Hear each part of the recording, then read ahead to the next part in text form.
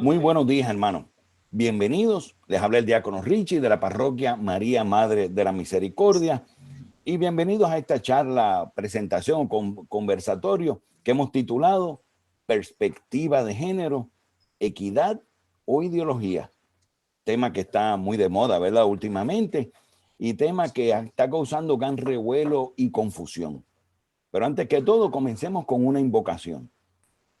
Señor, que tu gracia inspire, sostenga y acompañe nuestras obras para que nuestro trabajo comience en ti como en su fuente y tienda siempre a ti como a su fin. Por nuestro Señor Jesucristo, tu Hijo, que vive y reina contigo en la unidad del Espíritu Santo y es Dios por los siglos de los siglos. Amén. Amén. Un saludo a todos los que nos acompañan por Zoom, los que nos acompañan por Facebook. Muchas bendiciones. Esta mañana pretendemos, pues nada, proveer algún tipo de información básica, ¿verdad? Con este tema que ya dije que está causando revuelo y confusión. Venimos aquí a formarnos. Y es importante que estemos bien formados porque se dicen muchas cosas, ¿verdad? Y a veces las mezclamos y nos confundimos. Hemos invitado para esta tarde a la senadora Joan Rodríguez Bebe. Saludos, senadora. Saludos. Y a la doctora Brenda Veras Martínez. Saludos, doctora. Saludos, buenos días a todos. Gracias a ambas por estar aquí, por sacar de su tiempo. Sabemos que tienen una muy apretada agenda, muy apretada. Así que gracias por estar aquí. Vamos a hacer una presentación. Cada una de ellas va a hacer una breve presentación.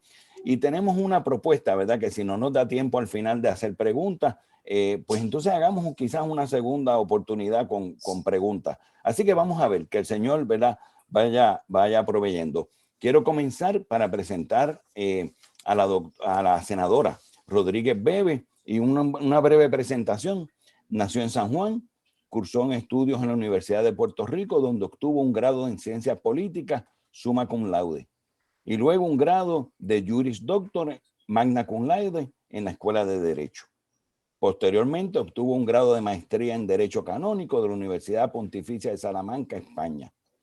También tiene estudios conducentes a una maestría en Historia de Puerto Rico. Como profesional, ejerció como abogada canonista en los procesos eclesiásticos de nulidad matrimonial. Además, se desarrolló en el campo de recursos humanos, especializándose en el manejo de asuntos laborales. Desde muy joven y guiada por el respeto a la dignidad de la persona humana, se ha pronunciado públicamente en favor del derecho a la vida, desde su concepción hasta su muerte natural, en contra de la pena de muerte, en defensa de la libertad de conciencia y de religión como derechos humanos fundamentales. Fue electa senadora por acumulación en la pasada elección de noviembre, siendo la segunda candidata que más votos obtuvo en todo el Senado, con más de 88,000 votos, siendo esta la primera vez que ella corre para un puesto electivo. Juramentó al cargo en enero pasado y le hemos visto muy activa una conferencia en esta nueva que está misión. escuchando. Así que nada, sin más preámbulos, le dejo con la senadora Rodríguez Bebe. Le pedimos los que estén por Zoom para que vayan poniendo sus micrófonos en mute. Era para hablar necedades. Ah, pues está bien, espérate, déjame ver. Muchas Es gracias. que es por Zoom, es ahora mismo. Está bien. Ay, si ahora no soy yo.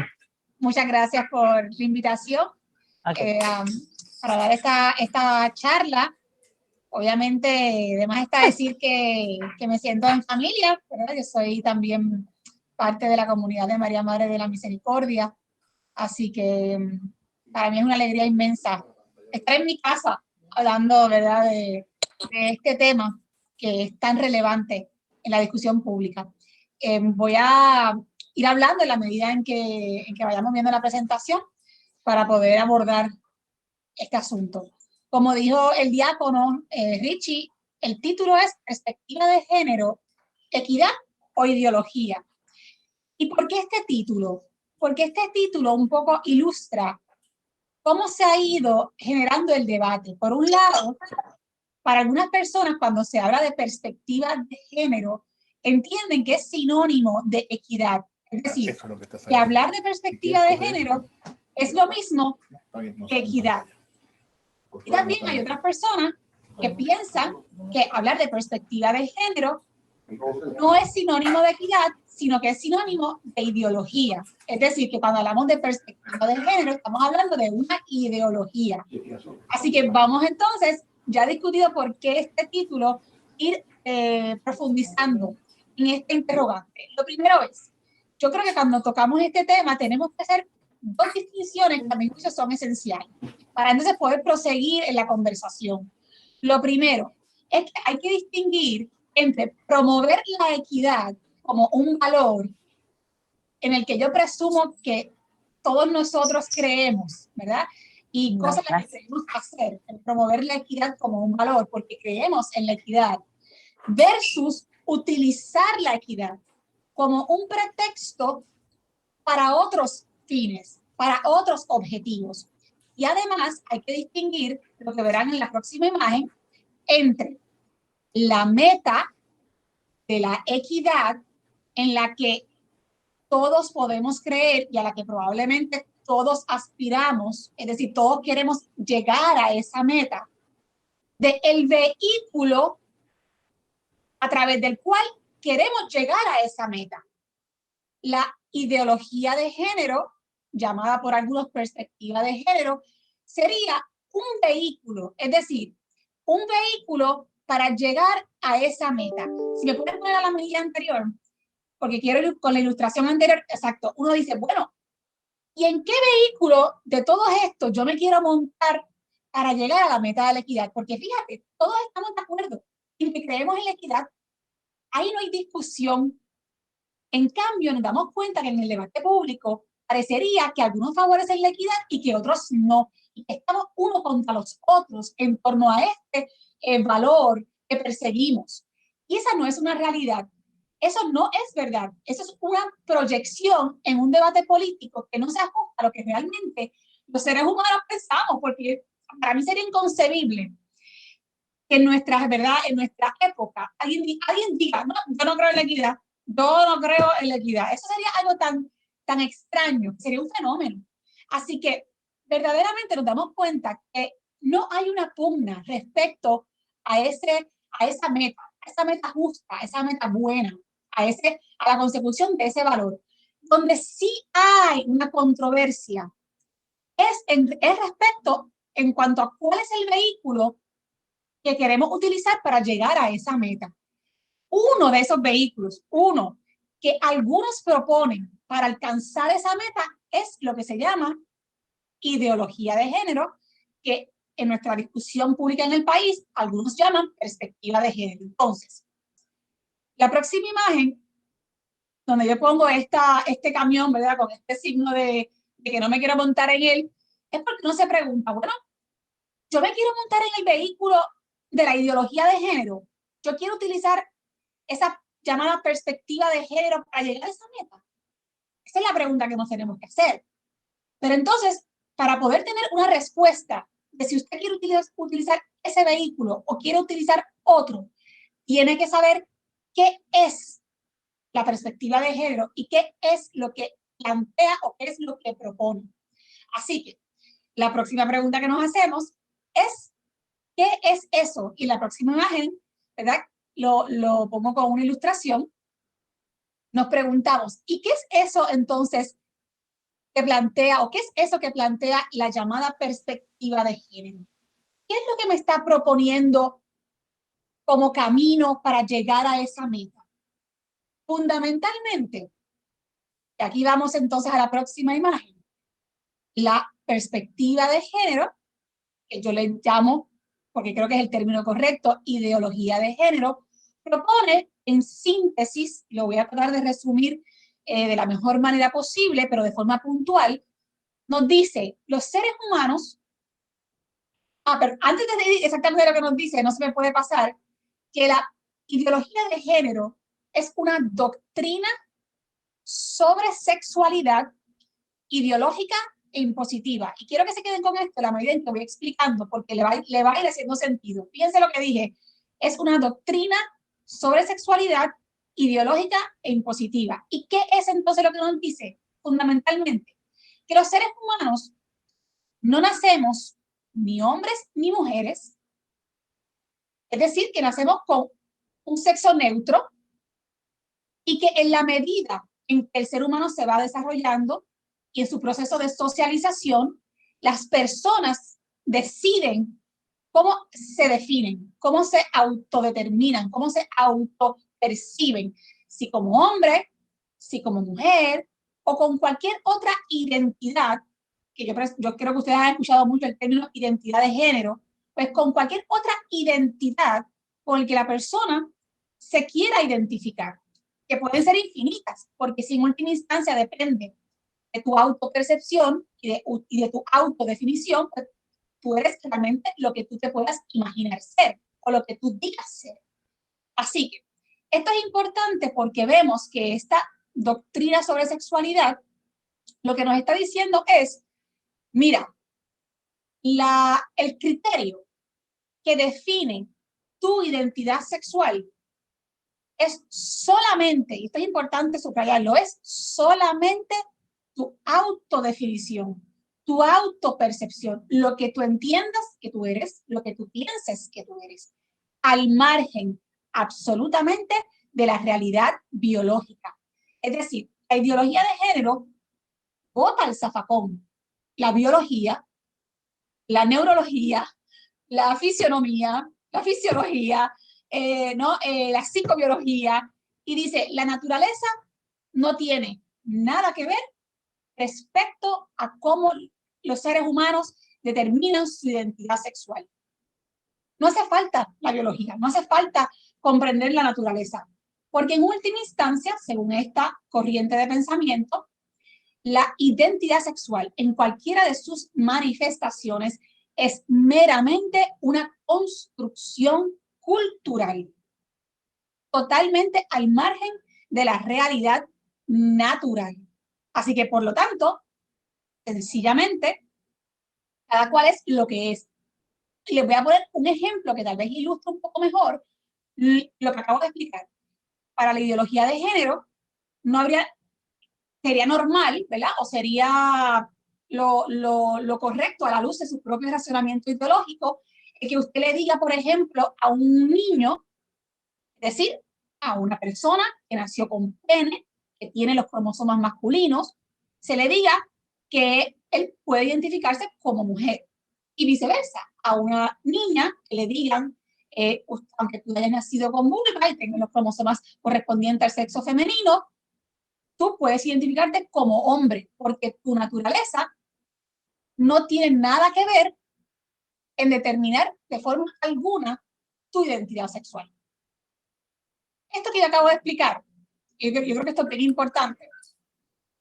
De ninguna manera, y vamos a la próxima imagen entonces, quiere decir que los que no estemos de acuerdo con esta corriente de pensamiento, pensemos que en efecto la sexualidad está al margen de la cultura. Por supuesto que no. Lo que estamos planteando es que la identidad sexual requiere de una comprensión integral de la persona humana, en la medida en que no somos meramente cultura, somos naturaleza, y de hecho somos naturaleza primero, y también cultura. Y no hay duda que la cultura ciertamente va a incidir sobre las manifestaciones de nuestra sexualidad. Por ejemplo, las mujeres usamos tacos, y eso nosotros no nacimos con los tacos puestos, ¿verdad? No hay nada de la naturaleza que diga que las mujeres tienen que usar tacos, ni que los hombres usan corbata.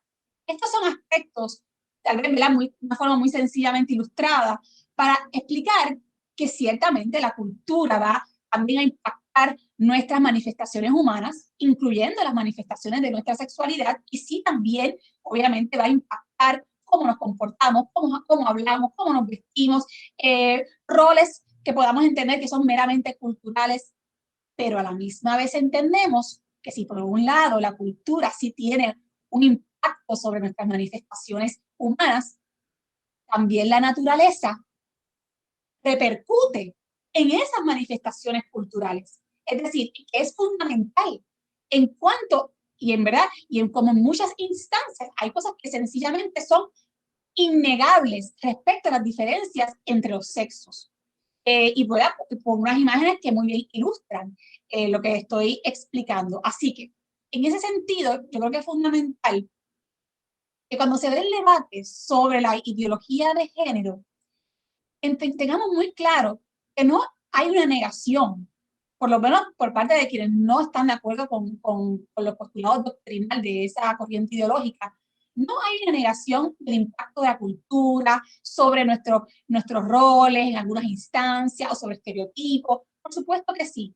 Y que no son roles fijos, no son estereotipos fijos, son cambiables, son cosas que se pueden construir y deconstruir con el paso del tiempo, pero también la naturaleza tiene que definitivamente define mucho de nuestros comportamientos y también de nuestros roles, porque por más que usted quiera decir que un hombre amamanta a su hijo, los hombres no pueden amamantar a sus hijos. Sencillamente, esto es un asunto, ¿verdad?, estrictamente objetivo. Así que explicado esto, vamos a la próxima imagen. Bueno, pero déjenme decirle algo antes de pasar a la próxima imagen. También alguien puede preguntarse, vamos a la anterior, Richie, antes de llegar a las consecuencias. Algo bien importante, y es que en el debate a veces dicen, bueno, pero ¿y qué pasa, Joana, si alguien quiere creer que eso es así? Si alguien le quiere decir a sus hijos que aunque nazca con pene puede ser nena y aunque nazca con vulva puede ser un niño, que se puede identificar como hombre, ¿cuál es el problema? ¿Saben cuál es mi respuesta? Mi respuesta es ninguna. Los padres que quieran, que crean en esta doctrina sobre la sexualidad y crean que esto es así, pues muy bien, tienen derecho a pensar que es así. Y los que no creemos que es así y que queremos enseñarle a nuestros hijos, ¿no?, que los seres humanos somos una combinación de naturaleza y cultura, y que ambos elementos son importantes en nuestra comprensión sobre la sexualidad, también tenemos que ser, ¿verdad?, respetados en cuanto a nuestros criterios sobre cómo queremos educar a nuestros hijos. Así que es importante esto, porque no se trata tampoco, fíjense, de un debate en contra del derecho del otro a pensar como quiera pensar. Yo creo que se debe respetar el derecho de cada cual a decidir cómo concibe incluso su propia sexualidad. El asunto está cuando ahora vamos a la próxima página, a la próxima laminilla, en que nos planteamos, bueno, más allá del aspecto individual, de respetarnos mutuamente, ¿cuál es el problema cuando el Estado, cuando el gobierno, a través de la política pública, impulsa esta doctrina sobre la sexualidad, como si fuera la doctrina correcta, como si fuera la única forma de entender la sexualidad humana? Y yo les voy a compartir algunas de las consecuencias de lo que sucede cuando es el gobierno, porque en el plano individual que cada cual crea lo que quiera, pero lo que pasa y lo que ha pasado en otros lugares, y tan solo les presento algunos ejemplos, cuando el gobierno establece como política pública la perspectiva de género, que lo que implica es que el gobierno reconoce como una verdad que no se puede cuestionar, que el criterio que define la identidad de los seres humanos, la identidad sexual, es la autopercepción de cada cual. Miren algunas de las consecuencias. Esto es un caso en Inglaterra. Este señor, este hombre, que había violado, ¿verdad? Y había sido acusado de violación, fue encarcelado. Pero él dijo que él no era hombre, que él se autopercibía como mujer, que su identidad de género es mujer. Pues, ¿qué pasa? Cuando tú descartas la biología y el Estado solamente reconoce como la identidad lo que cada cual crea que es, trataron a este hombre como lo que él dijo, que él pensaba que era una mujer. Y fue encarcelado en la cárcel de mujeres. ¿Y saben lo que pasó? Que en la cárcel abusó de otras mujeres. Vamos a otro ejemplo. Este próximo ejemplo es un caso en Argentina. En Argentina los hombres se jubilan a los 65 y las mujeres a los 60. Pues Sergio a los 60 dijo que era Sergia para poder jubilarse antes de tiempo. ¿Y por qué sucede esto? Porque entonces aquí vemos cómo precisamente esto se permite también para el fraude. Pero si el Estado piensa que la identidad de Sergio solamente se define a base de su percepción, pues tiene que reconocer que a los 60 años, pues Sergio entonces es una mujer según su propia autopercepción. Próxima imagen. En Estados Unidos hay todo un debate respecto de los atletas trans. Los atletas transgéneros están compitiendo en las ligas femeninas. ¿Y qué es lo que está pasando? Están ganando todas las competencias. ¿Por qué? Porque la naturaleza, y aquí vamos a la imagen, ¿verdad?, de la comprensión integral, usted no puede burlar a la naturaleza. Por naturaleza, la corporeidad, la musculatura, la fuerza de los hombres es mayor que el de las mujeres. Así que por más que usted diga una cosa, hay unas realidades biológicas que son inescapables.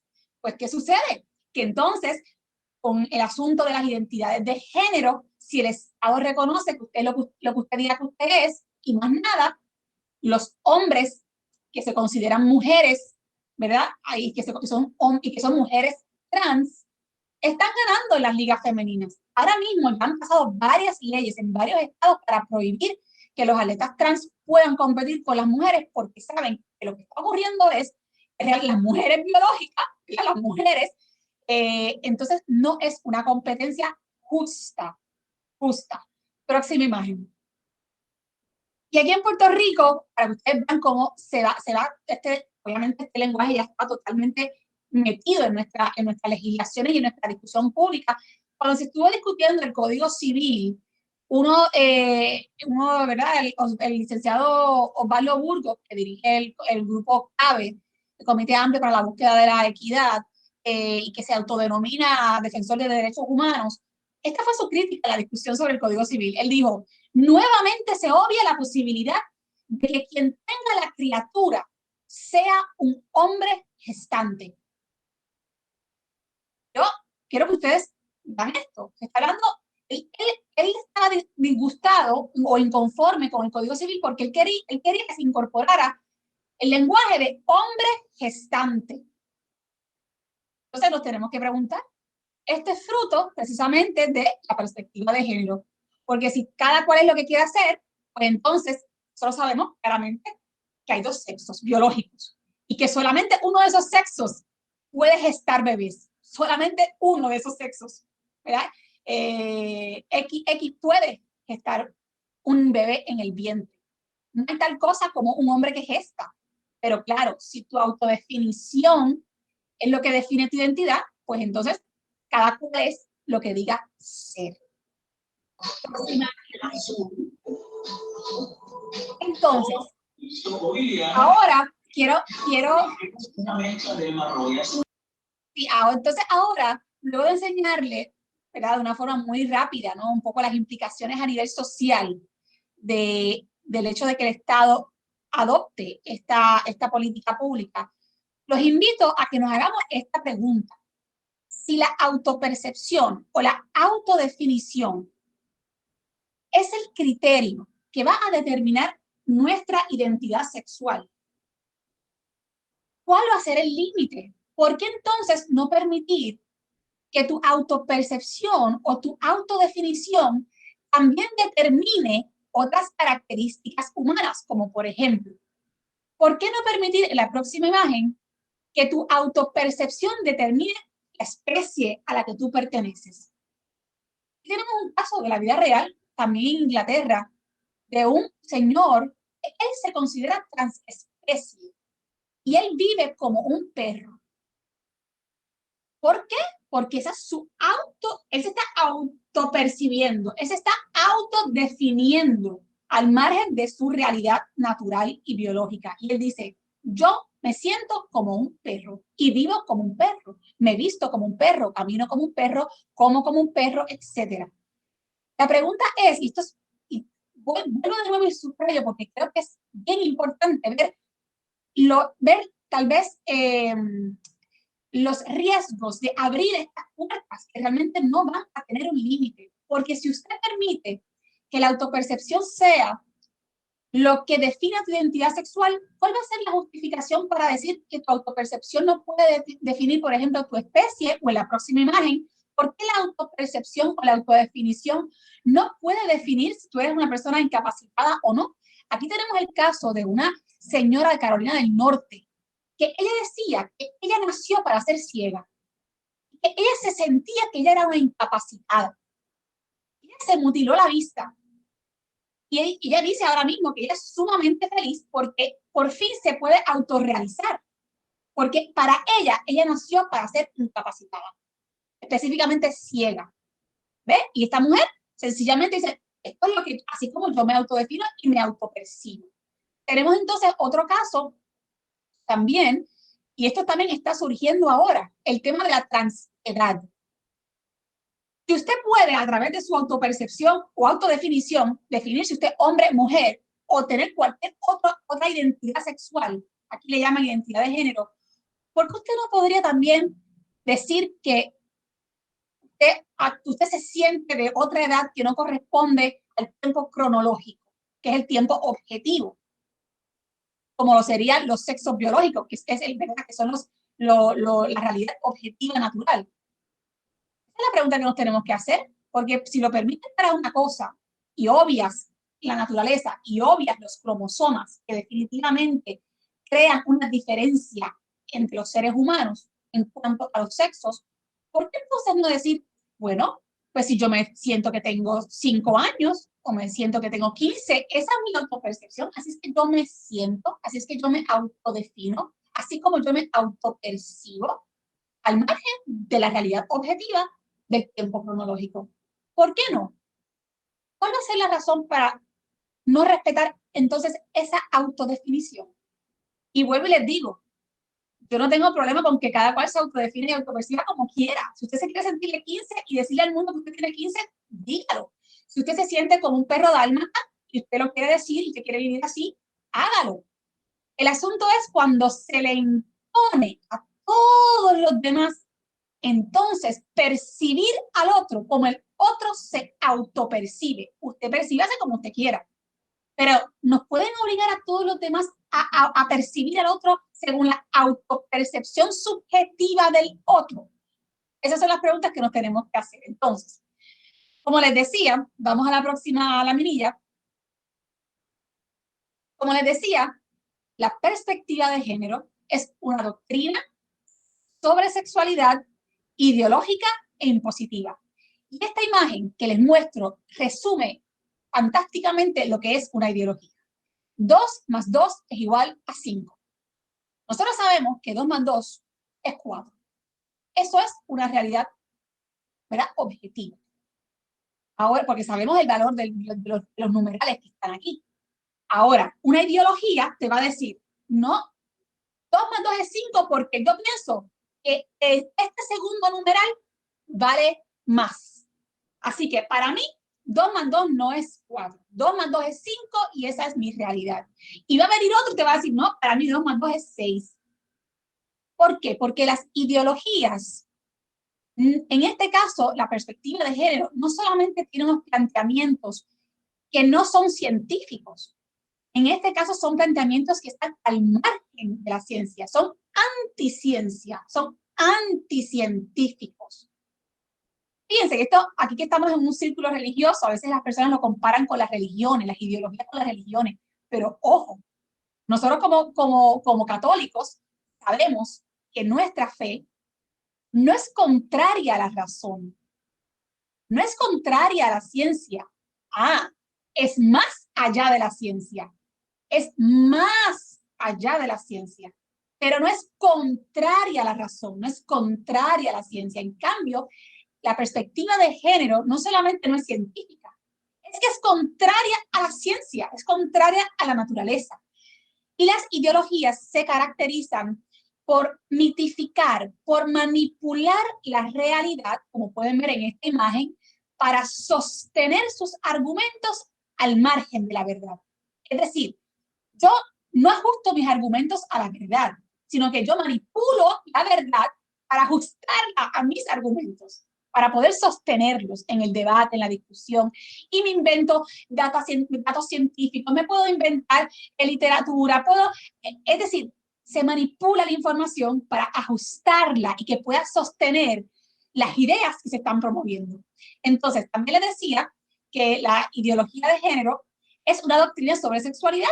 En la próxima imagen, esto también ha generado todo, ¿verdad? Un debate de si esto tiene que ver con sexualidad, si no tiene que ver con sexualidad, si solamente tiene que ver con equidad y con igualdad. Sepan que esto es definitivamente una doctrina sexual. ¿Por qué? Porque la sexualidad no es solamente hablar propiamente del acto sexual genital. La sexualidad también incluye toda una forma de pensar y toda una forma de comprender y entender las manifestaciones de nuestra sexualidad, que incluye, por ejemplo, las manifestaciones de nuestra afectividad, la comprensión de nuestra identidad y sus respectivas manifestaciones. O sea, que la sexualidad es un concepto muy amplio que no se puede reducir estrictamente a si en el salón de clase le están enseñando a mi hijo sobre actos sexuales genitales, porque sabemos que cuando hablamos de sexualidad, en su concepto amplio, es mucho más abarcado. Entonces, también, en la próxima imagen, como les decía, la ideología de género, o la, vamos a decirle perspectiva, porque ese es el tema que aquí se utiliza mucho, la perspectiva de género es ideológica, tiene que ver sobre sexualidad y es impositiva. ¿Por qué es impositiva? Porque no admite ser cuestionada. No permite quienes la promueven, quienes hablan de la perspectiva de género, lo plantean como una verdad absoluta que no podemos cuestionar. Es un dogma, literalmente un dogma sobre sexualidad. Como si fuera un dogma religioso que nosotros aceptamos y no cuestionamos. Pues lo mismo pasa respecto de esta ideología sobre la sexualidad. Ustedes lo van a poder ver. Quienes promueven la perspectiva de género la plantean como la única forma, recuérdense de la imagen de los vehículos, la plantean como la única forma de llegar a una meta específica, en este caso la equidad. No hay otra, para los que la promueven no hay otra manera. Y si usted se opone, si usted dice, mira, yo respeto que tú pienses así, yo respeto que tú le digas a tu hijo que puede ser una nena y que le digas a tu hija que puede ser un nene, yo respeto que tú quieras hacer eso, pero yo no estoy de acuerdo contigo, yo difiero, yo creo en esta otra forma de entender la sexualidad. ¿Qué es lo que va a pasar si usted hace eso? Y le va a estar en el debate público. Vas a ser perseguido, vas a ser agraviado, vas a ser relegado socialmente, podrías perder tu empleo por lo que estés diciendo. Van a decir, te van a poner todas las etiquetas fóbicas posibles, eres homofóbico, transfóbico y todas las fobias que se puedan inventar. Porque sencillamente quienes impulsan esta doctrina sobre la sexualidad no toleran que se pueda pensar distinto. Y lo más importante, aparte de ese asunto, es que se impone a través de la fuerza del Estado. Sin la fuerza del Estado, sin el aparato del gobierno que obliga a la gente a pensar de esta manera, esta ideología no sería muy difícil poder mantenerse. Entonces, ¿cómo lo hace el Estado? En la próxima imagen, una de las herramientas o de las formas más útiles que tiene el Estado para imponer esta ideología es a través de la enseñanza. Por eso el debate tan álgido en Puerto Rico respecto a imponer un currículo de perspectiva de género en las escuelas del país. ¿Por qué? Porque es la manera en la que el Estado, a través de su aparato en el sistema de educación pública, le siembra estas ideas a los estudiantes y los tiene secuestrados en el sistema, ¿verdad?, de educación pública, y se les enseña una valoración positiva de la ética sexual de esa doctrina particular. Y a través del Estado, ¿qué pasa? Se le enseña a los niños, esto es lo correcto, esto es como tienes que pensar. La sexualidad se define así, no nacemos ni hombres ni mujeres, ustedes pueden ser lo que quieran, identificarse como se quieran identificar. Y vuelvo y repito, yo no tengo problema con los papás que quieran hacer esto, que lo hagan, pero utilizar el Estado para que todo el mundo, para que todos los niños acepten como o tengan una valoración positiva de esta forma de pensar, es lo que muchos llaman, ¿verdad?, una dictadura ideológica, un totalitarismo ideológico, donde realmente no hay un respeto a la diversidad de las diferentes formas de pensar. Porque se está buscando que todos acepten esta doctrina, esta ideología, que nadie pueda decir que no está de acuerdo con ella. Entonces, próxima a la medida. Otra de las formas más evidentes en la que se utiliza para que prospere esta forma de pensar es la censura. Y hay millones, ¿verdad?, de ejemplos, miles de ejemplos en el mundo de personas que son censuradas constantemente. Nosotros lo vemos en nuestro país. ¿A quién le dan espacio en los medios de comunicación para expresar sus ideas? ¿A quiénes no le dan espacio? ¿A quiénes le limitan el discurso en los medios de comunicación?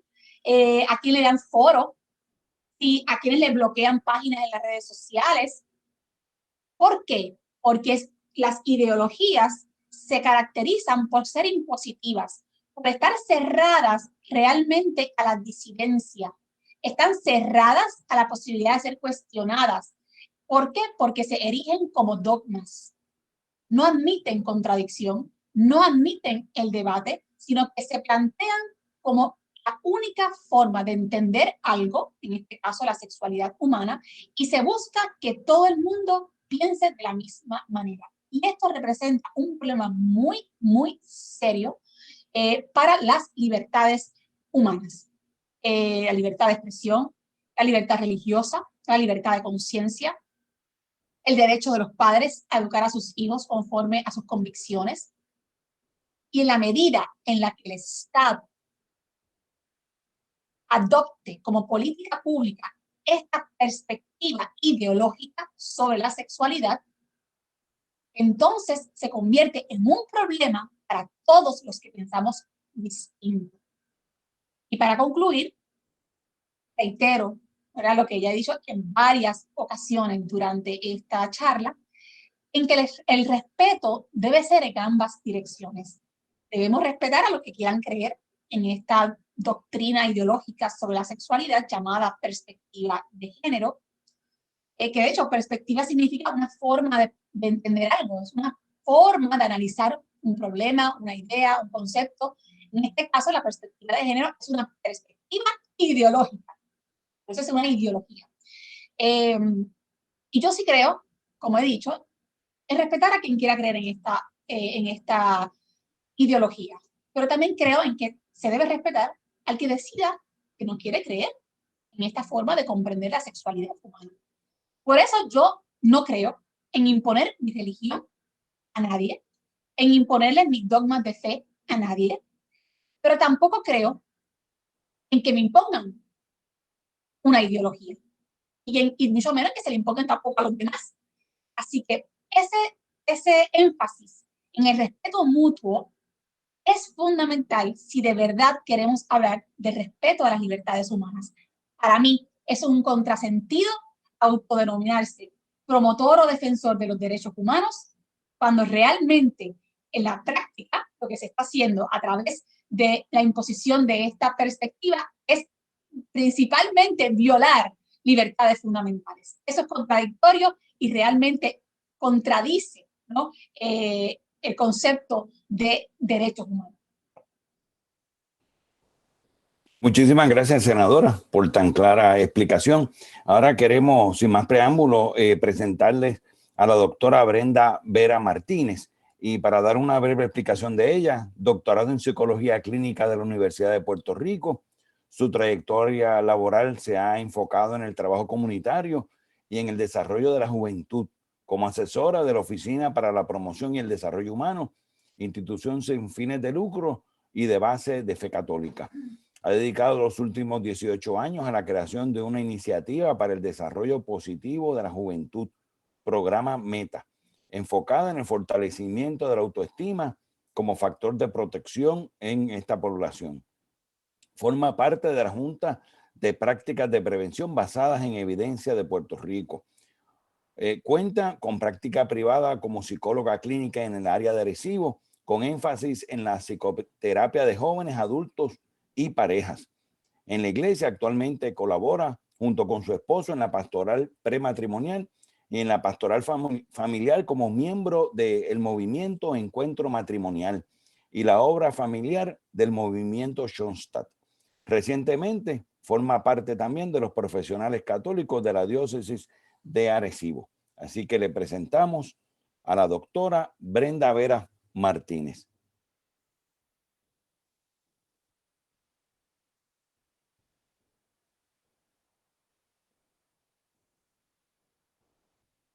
No se oye.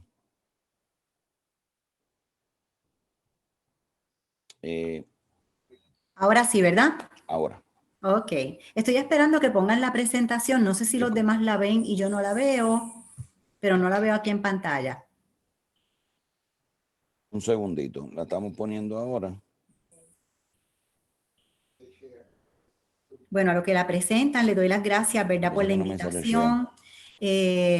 Quiero aclarar unas cositas de la reseña. Yo creo que no se recibió la reseña actualizada, pero me gusta ser fiel a los datos actuales. Ya yo no formo parte de la Junta de Prácticas Basadas en Ahí Evidencia, está. fui parte por mucho tiempo, y actualmente ya no estoy siendo parte del movimiento de encuentro matrimonial, sino de la Comisión de Pastoral Permanente de la Diócesis, poco para actualizar esos datos. Pero bueno, debe ser que esta es la última que aparece por ahí de lo que aparece en internet. Pero nada, soy Brenda Vera, como bien me presentaron, psicóloga clínica, y lo que quiero es complementar la presentación que ha hecho la senadora con algunos Tengo elementos problema aquí, Pico. relacionados con una perspectiva más psicológica, ¿verdad? Y algunos criterios que nos puedan servir para comprender el debate actual y que nos guíen en términos conceptuales a la hora de interpretar los hechos ideológicos que estamos viviendo y cómo debemos actuar frente a eso. Aquí voy a tratar de hacerlo de la manera más breve posible. Ok, la siguiente, por favor. Antes de comenzar de lleno, siempre me gusta advertir, ¿verdad?, que mis expresiones no necesariamente representan el sentir de los principales gremios profesionales de la conducta humana.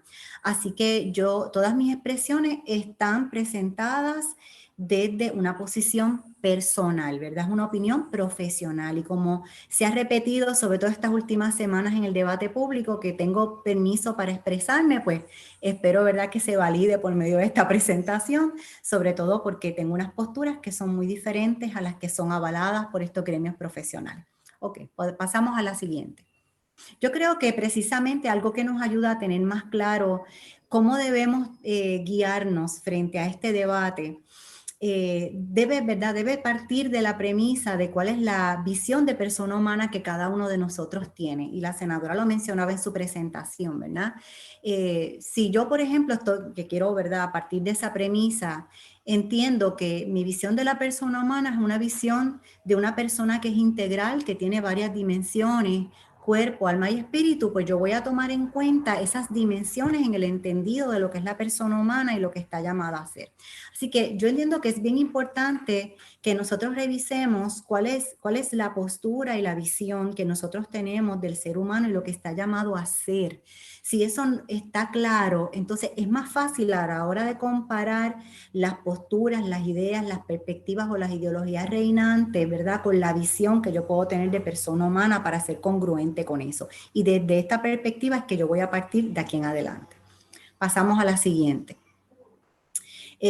Siendo así, ¿verdad?, si estamos partiendo de la premisa que una de esas dimensiones que nos forman como ser humano integral es precisamente que tenemos una dimensión corporal, esta no debe ser excluida del entendido de lo que es la persona humana. Nosotros entonces vivimos en un cuerpo, y ese cuerpo no es una cuestión meramente cosmética, sino que yo soy una persona, ¿verdad?, tengo una realidad corpóreo-espiritual, y por lo tanto ese aspecto, ¿verdad?, afectivo y espiritual que me caracteriza como ser humano habita desde una realidad corporal que yo no debo dejar fuera de la comprensión en relación a estos asuntos, y que esa realidad corporal es una realidad sexuada, ¿verdad?, una realidad que está dada por nuestra naturaleza. Yo nazco hombre o nazco mujer, y eso está dado, ¿verdad?, por unos cromosomas XXXY. Y por lo tanto, este viene a ser un elemento fundamental de nuestra identidad sexual y de lo que nos caracteriza nuestra realidad corporal. Pasamos a la próxima. Ciertamente no solamente somos cuerpo, ¿verdad? Hay unas realidades también afectivas, volitivas, intelectuales, ¿verdad?, que son funciones que están ligadas a nuestra alma, ¿verdad?, nuestra capacidad de libertad, inteligencia, voluntad, etc. Por lo tanto, el aspecto fisiológico no lo podemos tampoco mirar desconectado de esta realidad. Nosotros tenemos también una realidad psicológica. No podemos limitar el aspecto físico a lo exterior, ¿verdad? Hay una realidad interna, ¿verdad? Hay unos órganos que son diferentes en hombres y mujeres. Hay una realidad neurológica, hormonal, que es diferente y que también nos da una particularidad a nuestra realidad sexuada que no debemos, ¿verdad?, excluir, y que nos permite ciertamente establecer una complementariedad con el otro, ¿verdad? Con el otro que es de mi sexo opuesto, ya sea hombre o mujer.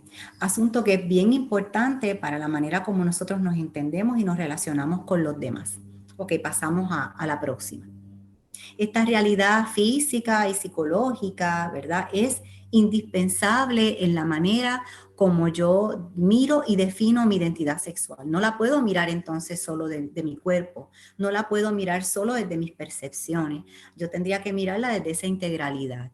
Y por lo tanto, esa identidad sexual es fundamental, ese entendido de cómo yo me veo como persona es fundamental en la formación de mi identidad personal. La identidad sexual es uno de esos elementos que conforman la identidad personal. Tampoco debería ir desconectada, ¿verdad? Porque yo no puedo verme desmembrado. Yo soy una unidad.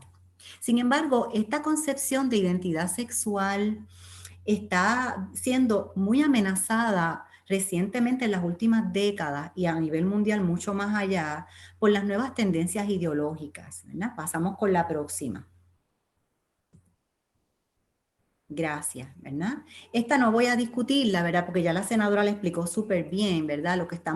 De qué estamos hablando cuando hablamos de ideología de género, ¿verdad? Ciertamente es un conjunto de ideas que carece de validez científica, ¿verdad? Aunque se presenta como teoría, no podemos presentarla como teoría, es un conjunto de ideas y por lo tanto, como conjunto de ideas, ¿verdad? Se puede plantear como una perspectiva y yo puedo estar de acuerdo con ellas o no de acuerdo con ellas. Hasta aquí un poco introduciendo, ¿verdad? Unos elementos importantes para lo que voy a explicar a continuación. Es bien importante la visión que yo tengo de persona humana, la visión antropológica que yo tengo, ¿verdad? Del ser humano. Es importante entender que la concepción de persona humana no la debemos ver desconectada de unas dimensiones que incluyen el cuerpo y que no se limitan a él, ¿verdad? Y que nos permiten mirarlo desde una perspectiva integral, pero que el aspecto corporal es indispensable en la manera como yo me entiendo como persona. Habiendo dicho eso y frente entonces a los asuntos ideológicos que últimamente, ¿verdad?, nos atañen en el país y que plantean contradicciones a esta visión de persona humana, tenemos, de manera resumida, dos consideraciones importantes que yo creo que tenemos que poder mirar. Déjame ver si yo puedo cerrar un cuadrito por aquí ahora para poderla mirar. Unos conceptos importantes que debemos tener claro, que Joan los tomó en cuenta, porque yo creo que hay mucha confusión conceptual. Entonces, cuando no tenemos claros los conceptos, esto se presta para dudas y confusiones mayores a las que ya tenemos con las diferentes posturas que estamos viendo en el país. Yo quiero presentarlo de la manera más sencilla posible, ¿verdad? Y hay dos asuntos que yo entiendo que son importantes comprender para poder lidiar con estos asuntos ideológicos, revisar nuestras posturas y poder hacer un discernimiento más claro que esté basado en la verdad. Uno de estos es diferenciar lo que es sexo de género. Y el segundo es diferenciar lo que es género y sexo de orientación sexual. Vamos a partir de esas dos consideraciones. Vamos con la próxima. Siguiente. Cuando hablamos de sexo y género, esta definición yo la tenía desde el 2010, ya esto ha cambiado, pero esto ha cambiado porque hay otros asuntos que se han entremezclado. La Organización Mundial de la Salud, ¿verdad? Y esto todavía se mantiene, ha establecido que cuando nosotros hablamos de sexo estamos hablando de dos categorías, o somos hombres o somos mujeres. Y género, ¿verdad?, alude a otras consideraciones. Consideraciones culturales, consideraciones sociales, la manera como se nos enseña a comportarnos en medio de una sociedad. Y Joan lo explicó muy bien. Estos factores son ciertamente aprendidos, ¿verdad? Y trajo muy buenos ejemplos. Yo podría añadir como ejemplo, pues, lo aprendido en términos de los colores, ¿verdad? Se nos dice que las nenas usamos el rosa, que los nenes debemos usar el azul. Esas son consideraciones socioculturales, ¿verdad? Ciertamente nosotros no nacemos con esos aspectos aprendidos. Así que eso definitivamente tiene que ver con aspectos de género que son aprendidos socialmente. Hasta aquí estamos de acuerdo. Y siendo así, cuando hablábamos de género hace unas décadas atrás, aludíamos a dos categorías. Género era una categoría femenina o una categoría masculina, ¿verdad? Obviamente ahora con el amplio concepto de género, donde cada quien puede autodefinir o percepción cómo puede vislumbrar su género, esto se ha ampliado grandemente, como voy a explicar a continuación. Vamos con la próxima. Otra diferencia que debemos hacer es que ya aclaré que el sexo es una categoría biológica que se ha visto desconectada del género por las razones ideológicas que ya la senadora explicó muy bien. Y de aquí que hoy día estemos hablando de muchísimos más géneros. Ya no hablamos solo de género masculino, de género femenino, hablamos también de transgénero, de transexual, de transvesti, de queer, etcétera. Categorías que, ¿verdad? Como podemos ver en la literatura, son categorías que ya no son binarias, ¿verdad? Y ciertamente por ahí para abajo, esto se ha ampliado grandemente a nivel de que ustedes pueden encontrar más de 100 categorías de género en la literatura. ¿Por qué? Porque cada quien puede establecer una nueva categoría en la medida en que su percepción puede cambiar. Cuando una persona experimenta una percepción distinta de su ser sexual diferente a su sexo natural, ¿verdad? Estamos hablando de lo que se conoce como una disforia de género. Y esto se ha ampliado grandemente en los últimos tiempos. Así que el género depende hoy día más, según esta ideología, de cómo cada quien la define. El riesgo principal está en que está desconectada o niega inclusive la naturaleza biológica.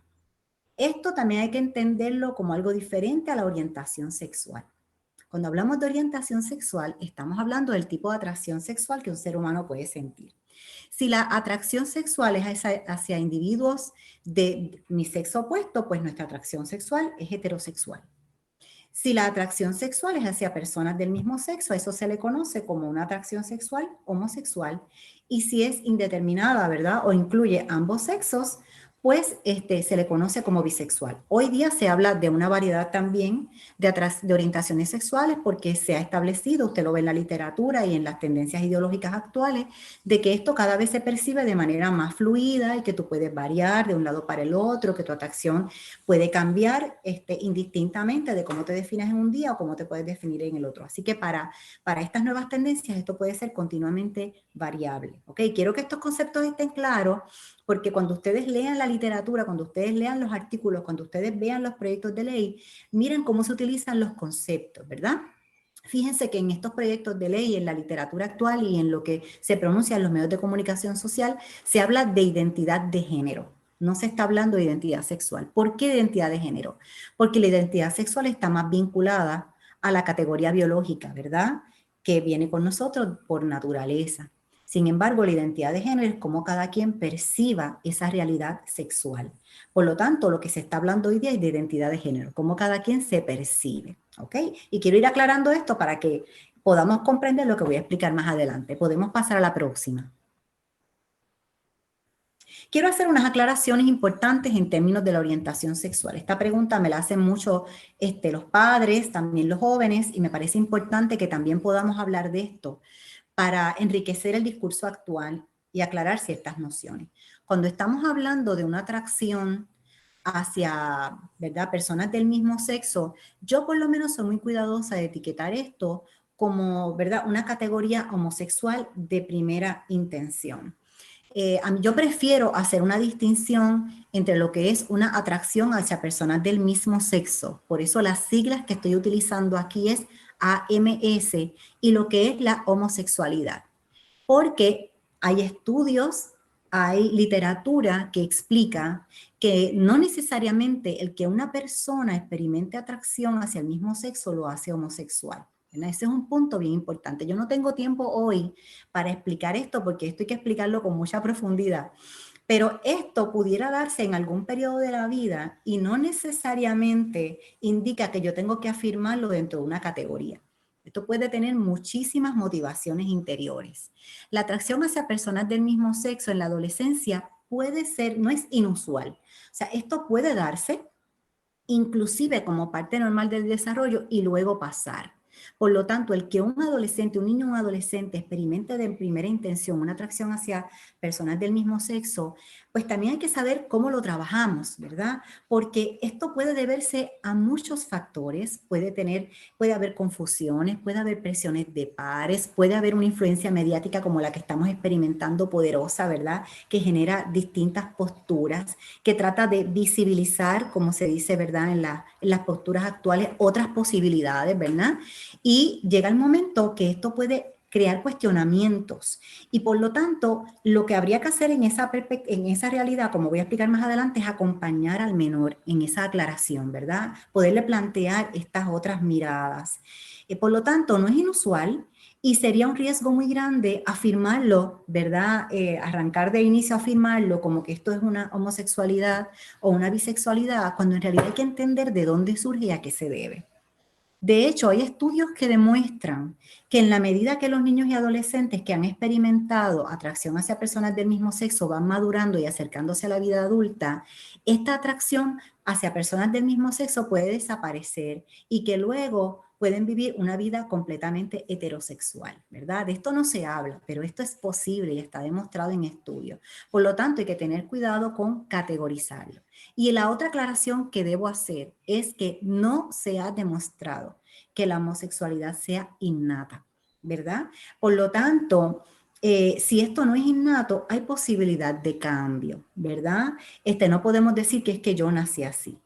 Y quiero afianzar esto con la próxima información que aparece en la próxima imagen.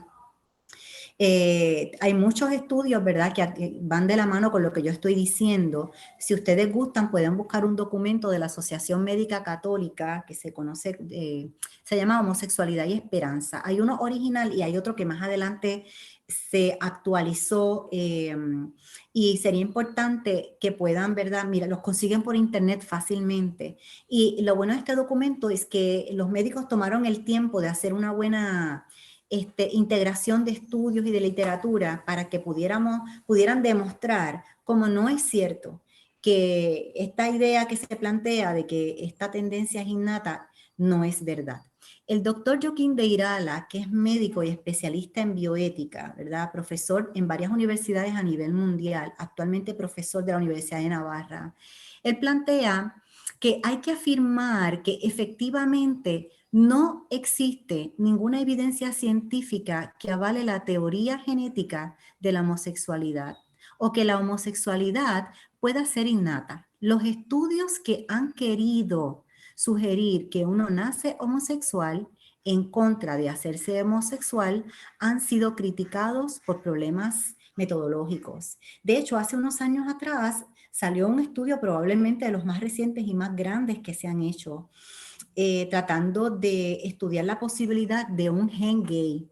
Y ustedes van a encontrar en el Washington Post, esto salió probablemente hace poco más de 2 o 3 años, en la misma portada, no existe un gen gay.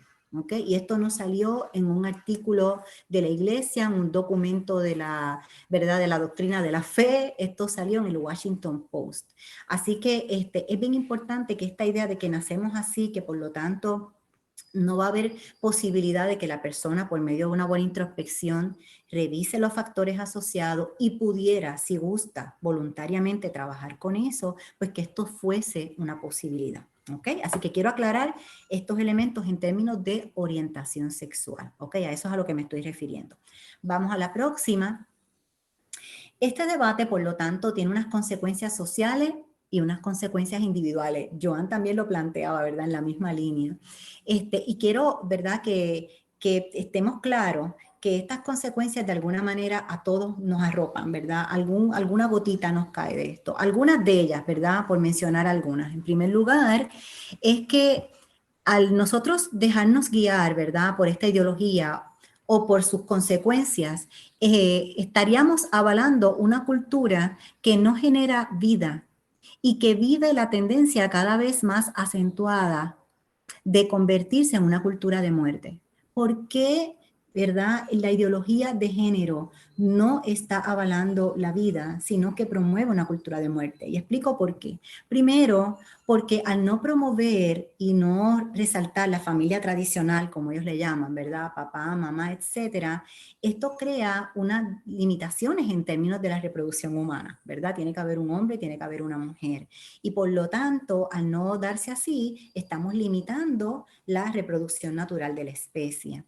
Y esto voy a explicar un poquito más adelante también. Y por otro lado, cuando uno mira la historia del desarrollo de la ideología de género a nivel mundial, que ha estado precedida por muchas conferencias internacionales, nos vemos que la misma va de la mano con los grupos que promueven el feminismo radical. Como sabemos, estas tendencias del feminismo radical van muy de la mano con la promoción del aborto. Y por eso, ¿verdad?, no podemos descartar, y uno lo puede ver de la mano en muchos foros, en mucha literatura, en muchos movimientos populares e inclusive lo ve de la mano en proyectos de ley como los que estamos viendo ahora, ¿verdad? Se mete una causa y por el otro lado va la otra, ¿verdad? A favor de la mujer, pero a favor también de las comunidades LGBTQ, que obviamente tienen todos los derechos del mundo, pero lo que quiero decir es que los elementos asociados al surgimiento de estos nuevos movimientos van de la mano, ¿verdad? Tanto los de la comunidad LGBTQ+, como el feminismo radical. Otra consecuencia social es que, perdón, estoy todavía en la anterior. Otra consecuencia social es los nuevos proyectos de ley que se están dando a nivel del mundo hace rato. En Puerto Rico esto está llegando recientemente, ¿verdad? Es una agenda que se ve sostenida por una política pública que está avalada por el Estado, y de esta manera el Estado viene a legitimar asuntos ideológicos y hacerlos ley. Yo creo que esto es un asunto bien interesante dentro de los últimos años, ¿verdad? A nivel mundial, cómo una ideología viene a ser legitimada en un país particular para volverse una forma de pensar legitimada por la política pública emergente. Y eso lo estamos viendo en los proyectos actuales. No me voy a detener en eso por cuestión de tiempo, pero lo podemos ver en estos últimos proyectos de ley como en la continua búsqueda de integrar la ideología de género bajo el concepto de perspectiva de género en los currículos escolares dentro del Departamento de Educación, de manera que esto se vuelva una nueva forma de pensar en torno a la concepción de la sexualidad humana. Así que tenemos ahí consecuencias sociales. Esto no se queda a nivel de una ideología particular o de unos grupos particulares, sino que va arropándonos transversalmente por medio de la política pública y de la educación que se va a promover en los países particulares donde se busca institucionalizar la misma. Pasamos con la próxima.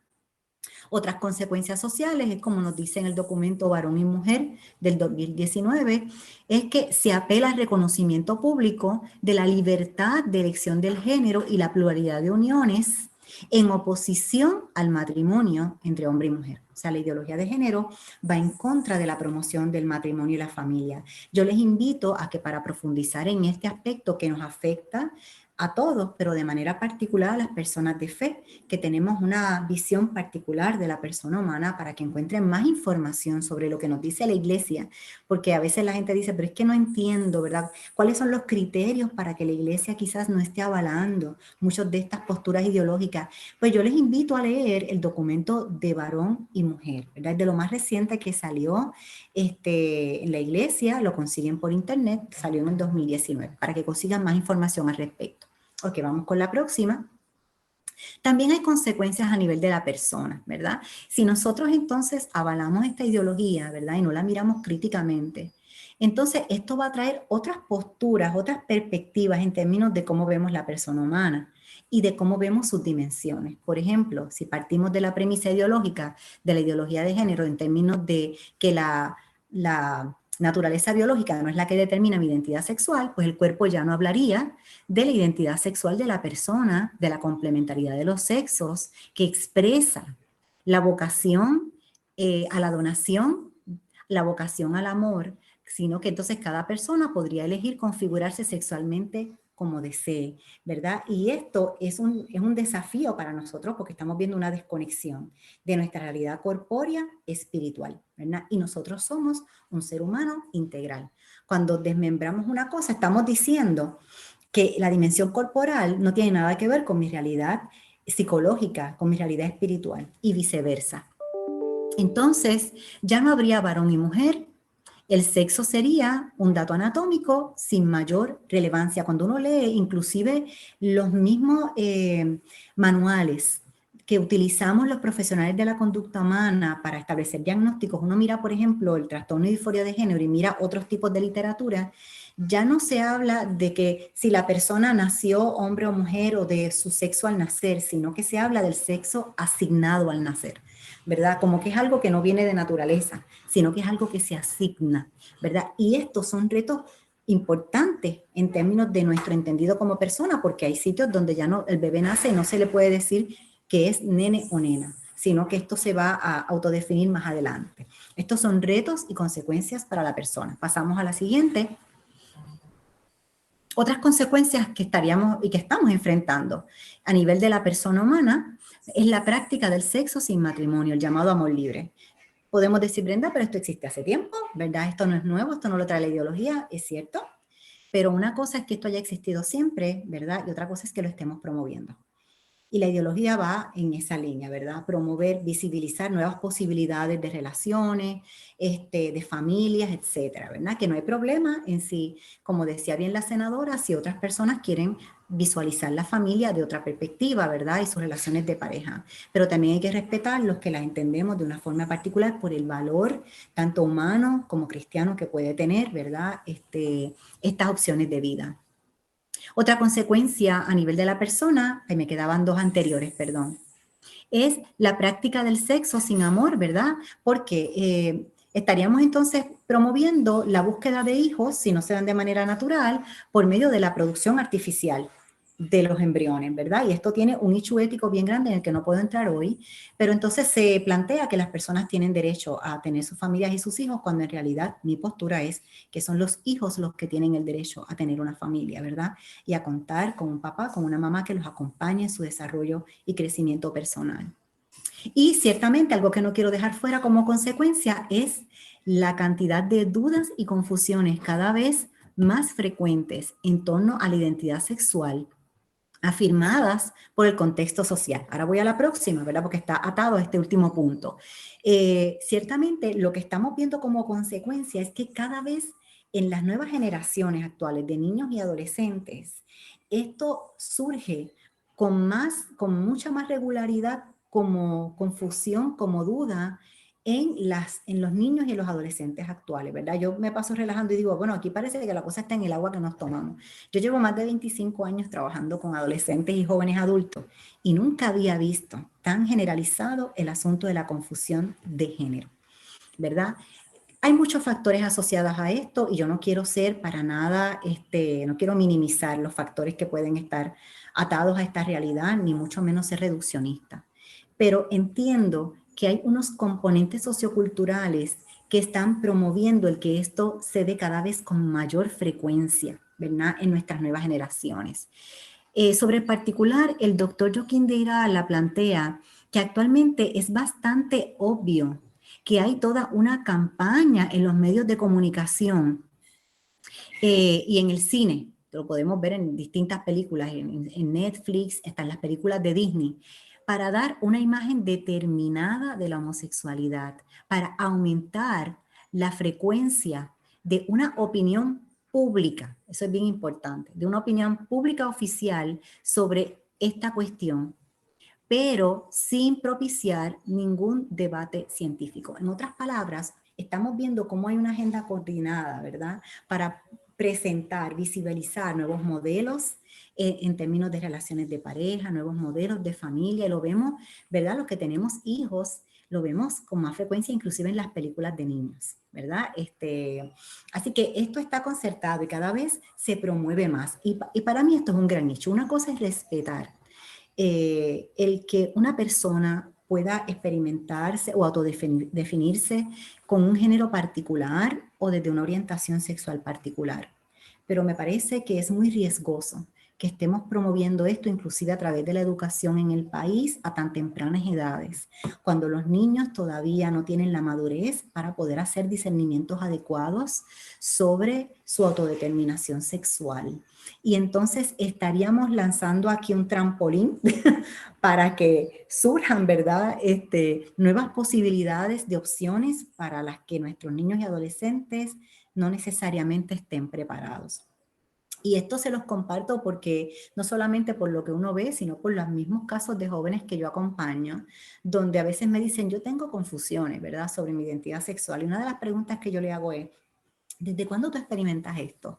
Y no es raro escuchar unos cuantos decirme, pues no hace tanto. En realidad es que en la escuela me han preguntado si yo me lo he cuestionado, si yo estoy seguro si yo soy hombre o mujer, si yo estoy seguro si soy heterosexual, homosexual o bisexual, si no me he dado la oportunidad de probar para estar seguro de que eso es así. Como yo suelo decir, ¿verdad? Bueno, si a ti te ponen una banda en los ojos y alguien te acaricia, naturalmente tu cuerpo reacciona sintiendo placer, independientemente de su sexo. Si nos ponemos a experimentar, es probable que se grabe algún tipo de experiencia gratificante, por supuesto. Entonces, la presión de los pares y la influencia mediática, para mí, son dos elementos socioculturales que están muy ligados a que surjan cada vez más dudas en términos de la identidad de género de nuestras generaciones actuales. Esto no solamente es una opinión, sino que podemos ver un estudio que realizó la doctora Lisa Littman en la Universidad de Brown, donde ella, preocupada por ver en las redes sociales la cantidad de padres y madres que referían un rápido inicio del trastorno de disforia de género en sus hijas, ¿verdad? Esto ha sido más común en las chicas, ¿verdad? En este caso, en este estudio que se realizó, así se confirmó, y que, ¿verdad? Estaban planteando preocupaciones de dónde surgen estas dudas en términos a la identidad de género de nuestras hijas. Había surgido un boom, ¿verdad?, de preocupaciones en las redes sociales, y al ella notar esto, hizo un estudio exploratorio, ¿verdad? ¿Qué es lo que está pasando?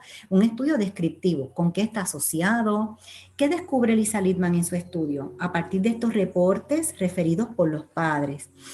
Primero, que las chicas, que en su mayoría eran chicas, que habían referido un rápido inicio de un trastorno de disforia de género, o sea, había confusión en términos de su identidad sexual o de género, ¿verdad? Como se define actualmente. De momento digo, yo no me siento nena, me puedo sentir diferente, me siento que tal vez me siento atraída más con el género masculino, me siento más varón, etcétera, o no me siento cómoda con este cuerpo. Había dos factores que se identificaron en este estudio. Uno era que en el grupo de amistades existía alguien que ya tenía un trastorno de disforia de género, ¿verdad? Así que había un tipo de modelaje en los pares. Y segundo, la cantidad de tiempo que estaban pasando estas adolescentes frente a las redes sociales y al internet se había duplicado por mucho. Por lo tanto, recuerden que estamos en un mundo donde el acceso a la información cada vez es mayor y de fácil acceso, así que es normal que los chicos encuentren en el internet y en las redes sociales muchísimas propuestas, y por lo tanto esto puede venir a ampliar el menú de opciones. Así que si esto es una opción por la que yo puedo, ¿verdad? Por la que yo puedo optar, valga la redundancia, por mi percepción o por mi preferencia, el menú cada vez es más amplio y es totalmente comprensible que haya dudas sobre esto. Así que por eso yo me enfatizo en la influencia social como uno de los factores que para mí, esto es una opinión, está teniendo un gran peso en las confusiones en términos de la identidad sexual de nuestros jóvenes, y con más razón hay que ser cuidadosos en términos de cómo se les acompaña a la hora de establecer su autodeterminación y su identidad personal y sexual. Vamos con la próxima. ¿Qué hacemos frente a esto, verdad? El doctor Joaquín de Irala plantea que hay que facilitar que quienes sufren por su orientación desean entenderla mejor y o reencontrarse con su heterosexualidad puedan acudir a un especialista para poder solicitar algún tipo de ayuda. ¿Qué tipo de ayuda se puede recomendar o puede ser útil en este caso? Vamos con la próxima. Ahí está. Pues mira, puede haber experiencias de crecimiento personal, talleres de autoconocimiento para los jóvenes. Me parece que eso lo debemos promover. Ya yo no hablo de jóvenes, ¿verdad? Tengo que empezar, yo entiendo que hay que trabajar desde la niñez. Es importante fomentar buenas relaciones saludables para los niños y los jóvenes que les ayuden a crecer. Buscar buena ayuda psicológica. Ya voy a hablar un poquito de la ayuda psicológica. La ayuda espiritual, propiciar la vida de gracia y sacramental en nuestros hijos y confiar en la gracia de Dios que hace nuevas todas las cosas, ¿verdad? Así que no dejemos de buscar apoyo, ayuda, alternativas de crecimiento que ayuden a nuestros niños y adolescentes desde tempranas edades a conformar una buena identidad sexual y personal. Vamos a la siguiente. Ciertamente, entonces, no puedo dejar fuera este debate. Brenda, tú estás planteando que se busque ayuda para los niños y adolescentes para trabajar con asuntos de identidad sexual, pero ciertamente en la política pública actual hay un debate muy grande sobre el asunto de las terapias de conversión versus las terapias afirmativas. Quiero hacer un comentario sobre eso, porque me imagino que debe estar en el cerebro de muchos ahora mismo, ¿verdad? Mi postura personal, mi opinión profesional sobre el particular, es que ciertamente hay ciertas terapias que todavía le seguimos llamando de conversión, y yo estoy sorprendida porque esto es un concepto bien viejo. Esto casi ya no se ve en la literatura, ¿verdad? Todavía seguimos llamando las terapias de conversión o reparativa, pero la verdad es que esto alude a un proceso de acompañamiento a quienes quieren trabajar con los factores asociados a sus confusiones o dudas sobre su género u orientación sexual, ¿ves? O cualquiera de las dos. Ciertamente no puedo descartar que hace muchos años atrás las técnicas o estrategias que se hayan utilizado no sean las más correctas. No podemos negar que ciertamente en la conducta humana se puede haber hecho daño, pero no solamente en estos temas. Esto ha pasado con la psicología por décadas. Igual pasa en la medicina y en muchos otros campos que a través de la historia se van dando cuenta que hay cosas que no hacen bien. Yo tengo cuestionamientos sobre esto porque me pregunto que si el issue principal es buscar el bienestar de los menores, tendríamos que entonces evaluar todas las estrategias de ayuda y modelos conceptuales o teóricos que se utilizan para acompañar a los menores de manera que se pueda, en efecto, discriminar si están haciendo daño o no. Definitivamente yo no estoy de acuerdo con ninguna técnica, estrategia o terapia que pueda hacer daño o que pueda ser coercitiva. Estamos totalmente de acuerdo. Sin embargo, yo sí creo que los niños y adolescentes merecerían algún acompañamiento para aquellos que voluntariamente lo deseen, que sea éticamente responsable, o sea, que respete el derecho del participante y que pueda escuchar y profundizar en el origen de sus confusiones para presentarle las posibilidades de cambio. Existen estudios e investigaciones que demuestran que sí existe evidencia de modelos, estrategias terapéuticas éticamente correctas, con buenos estándares establecidos que pueden ayudar a menores o adultos a trabajar con este particular si voluntariamente lo desean. Entonces cito, por ejemplo, algunos, pueden buscar en internet los estudios de Phelan, Sutton y Whitehead, entre otros, Christopher Rosick.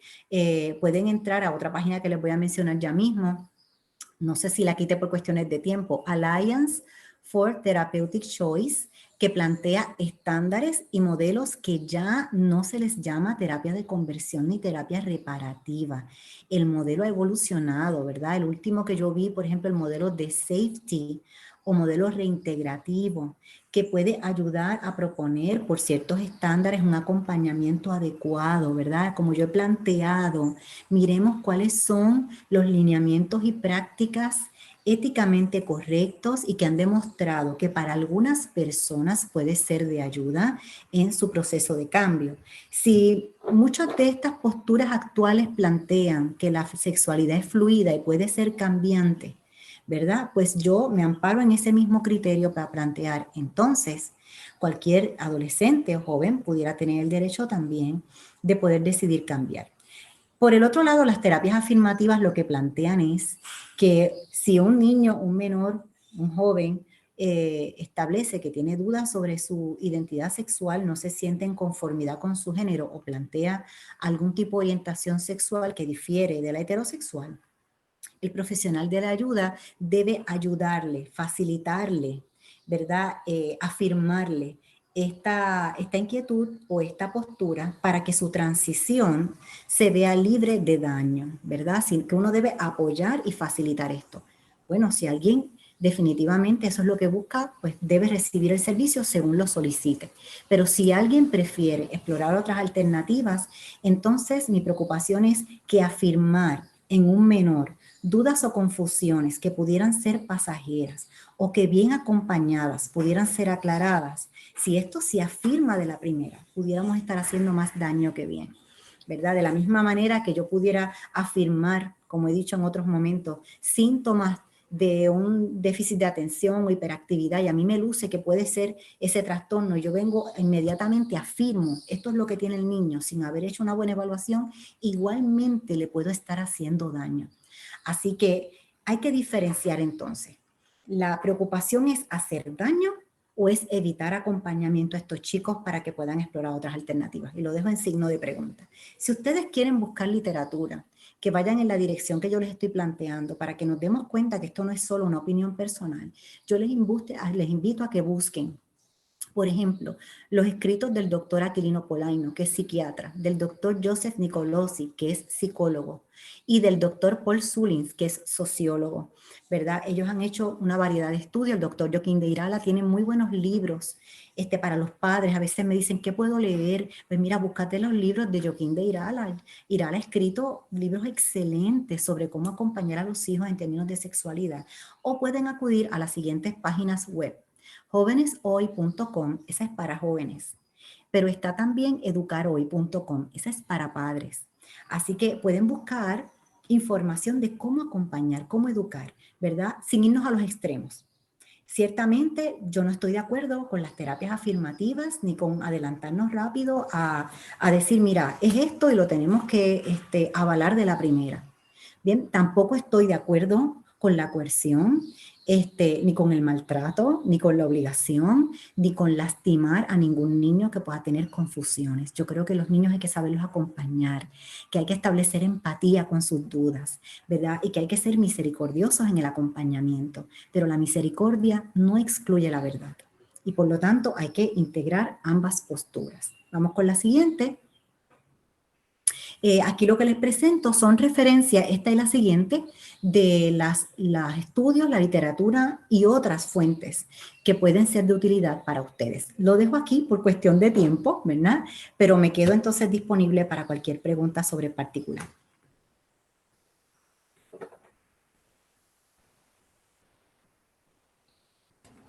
Muchísimas gracias a ambas, tanto a la senadora Rodríguez Bebe como a la doctora Vera Martínez.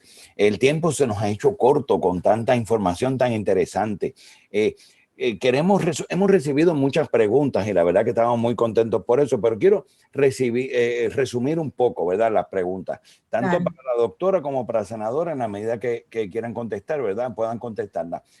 Hay quien dice que hay odio, que existe odio contra personas o grupos. Y la pregunta sería, ¿existe odio contra algunas personas o grupos? Pues mira, Diácono Richie, la realidad es que sí, hemos escuchado constantemente como ese estribillo de que los que no están de acuerdo con estas ideas particulares sobre la sexualidad o con un estilo de vida particular, con unas conductas, odiamos a la comunidad LGBT y eso no es cierto. Uh-huh. Eso no es correcto. Yo creo que hay que puntualizar en lo siguiente. Diferir no es odiar. Uh-huh. Eso lo tenemos que meter en la cabeza y dejarlo ahí. Diferir no es odiar. Preguntémonos sobre cuántas cosas nosotros diferimos con nuestros familiares, con nuestros amigos, con nuestros semejantes, sobre diferentes ideas, sobre diferentes conductas, sobre diferentes estilos de vida, y de ninguna manera eso puede significar que uno odie. Hay personas que ciertamente piensan distinto y odian, pero no todo el que piensa distinto odia. O sea, ¿verdad? Hay que también hilar fino. Y me parece que una forma también de ilustrar este asunto es preguntándonos, sería justo decir que todo aquel que no esté de acuerdo con la doctrina de las iglesias cristianas sobre la sexualidad, o que no están de acuerdo en vivir la sexualidad conforme a las doctrinas cristianas de las diferentes iglesias respecto de la sexualidad, son cristianofóbicos. Uh-huh. Uno podría ser, la persona que diga semejante cosa, si usted no está de acuerdo conmigo en mi estilo de vida, si usted no está de acuerdo conmigo con las ideas en las que yo creo, y según verdad yo creo que debo educar a mis hijos, usted es un cristianofóbico. A mí no se me ocurriría decir eso. ¿verdad? Yo reconocería que tenemos formas distintas de pensar respecto a un tema, en este caso el tema de la sexualidad. El tener diferencias en cuanto a las ideas y en cuanto a las conductas, de ninguna manera quiere decir tampoco que no nos podamos respetar, que no nos podamos amar, que no podamos ser amigos.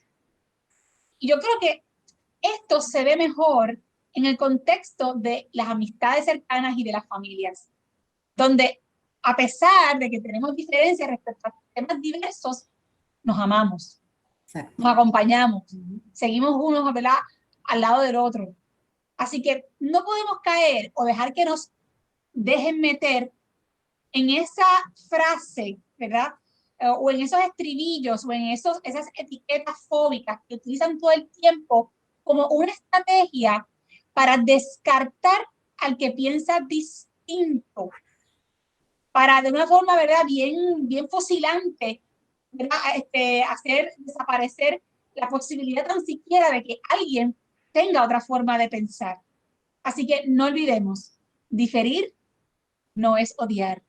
Diferir es pensar diferente sobre algún aspecto, sobre algún tema, y yo creo que todos debemos de buscar la manera de que se proteja el derecho de las personas a poder pensar distinto, porque el día que se sigan catalogando las diferencias como discurso de odio, sencillamente no va a haber libertad de expresión, ni libertad de conciencia, ni libertad de religión, porque entonces se va a crear una sociedad donde todo el mundo va a estar obligado a pensar igual, bajo la amenaza de que si no lo haces, serás señalado falsamente, injustamente, ¿verdad? Y yo creo que eso tenemos que ser muy conscientes para no permitir que ese discurso siga calando, porque no es una verdad. Muy bien. Doctora, brevemente, ¿quiere añadir algo? No, vamos con la próxima, ¿verdad? Porque Joan lo explicó totalmente de acuerdo con ella, para ganar tiempo. Excelente, miren, ha corrido el tiempo muy rápido. Sabemos que tanto la doctora como la senadora tienen un compromiso, nos habían pedido que por favor no nos extendiéramos y lamentablemente nos hemos extendido un poco. Tenemos muchas preguntas, pero queda una invitación para ambas. Conocemos de su agenda bien apretada, pero queda una invitación para responder las preguntas. Así que vamos a ver si podemos concretar otro programa en la que podamos responder todas las preguntas, porque tenemos una cantidad de preguntas tremendas y nos sentimos bien contentos por eso, porque ha sido una buena explicación clara y la gente está deseosa de conocer más de estos temas. Así que le damos las gracias a ustedes por sacar de su tiempo para dedicarnos este ratito para comentar, para aclarar dudas. Así que nada, vamos a terminar aquí y quiero terminar echando la bendición. Prepárense para recibir la bendición. La bendición de Dios Todopoderoso y Misericordioso, Padre, Hijo y Espíritu Santo, descienda sobre cada uno de nosotros y nos acompañe en nuestros corazones por siempre. Amén. Demos gracias a Dios y pueden seguir enviándonos la pregunta tanto por Facebook como por la página web de la parroquia. Envíenos la pregunta y después estaremos coordinando otra reunión para contestarla. Sí, lo hacemos, claro que sí. Muchas gracias, senadora. Muchas gracias, doctora. Muchas bendiciones. Un fuerte abrazo. Gracias.